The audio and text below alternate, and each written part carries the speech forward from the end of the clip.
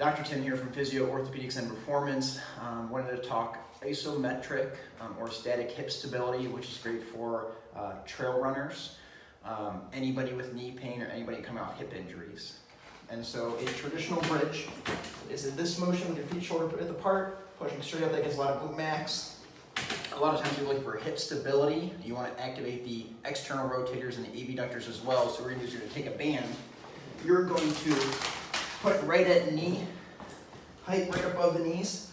You're going to push out with your knees. It activates glute med, glute med, abductors, so it's like external rotators in the glute, and then bridge. So you're not just getting the max down, you're getting med and men.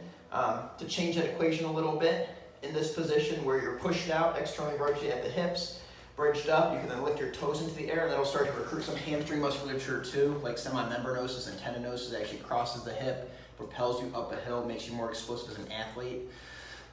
So that bridge progression from no band, just bridging is glute max or extensors of the hip.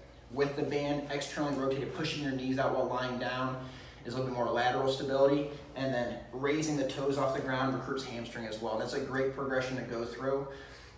Doing static holds once you're bridging in that position, maybe holding for 3 sets of 30 seconds to a minute is a good place to start. Shouldn't cause any pain. Check us out online, guys.